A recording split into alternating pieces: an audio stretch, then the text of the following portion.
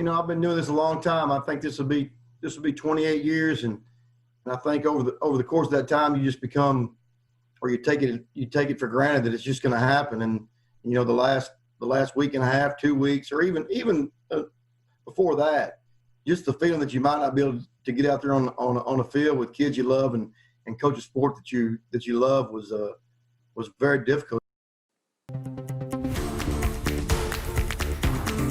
As it stands right now, we are just 2 sleeps from the start of the 2020 Texas high school football season, and at times it just felt like we wouldn't ever get to this point. But for 2 area schools, both of which powers and favorites to get back to state title games in 2020, they have massive holes to fill in their schedules thanks to recent events in McLennan County. Let's start with the La Vega Pirates, which lost their games in weeks 1, 3, and 5 against Dumas, Austin LBJ, and 5A Wichita Falls Rider. The Pirates are now scheduled to open with perennial power West Orange Stark out in Madisonville before playing Connolly week 2. La Vega still needs another game during week 3, but only because of an unusual agreement to play Connolly again come week 5.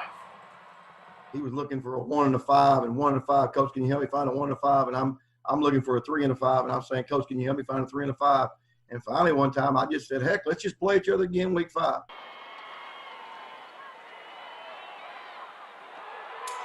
All right, well, Connolly, coached by one of Hyde's former linebackers, Shane Anderson, will add Sunnyvale week 1 to fill their hole. But for Hyde's fellow Robinson grad Kevin Hoffman at Mart, the struggle's a little more real. Mart lost 2 games during weeks 3 and 5 and is still struggling to fill those weeks on the schedule. Right now, Mart is playing 3A Division I teams as a 2A Division II team expected to win its 4th straight state title. Hoffman says, though, he's not giving up and is willing to get creative if it means getting a game.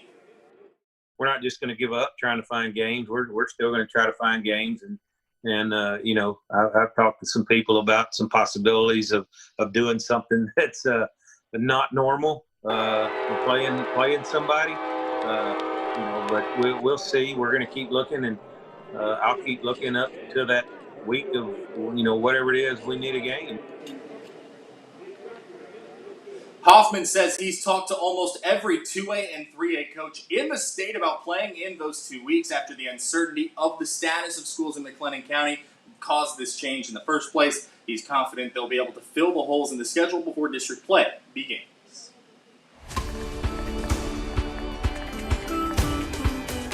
Well, after initially thinking they'd be able to pick the Cardinals-Brewers series up today after postponing last night's game because of positive coronavirus tests, tonight's game was also postponed after 4 more members of the Cardinals staff and clubhouse tested positive, bringing the 2-day total to 6. While some of the results were expected due to contact tracing, others were a surprise to Cardinals officials. There's currently a doubleheader scheduled for tomorrow between St. Louis and Milwaukee, but there are experts with doubts it'll ever get played. Brewers outfielder Lorenzo Cain opted out of the 2020 season following today's news. Commissioner Rob Manfred remains committed to playing out the 2020 season as much as possible.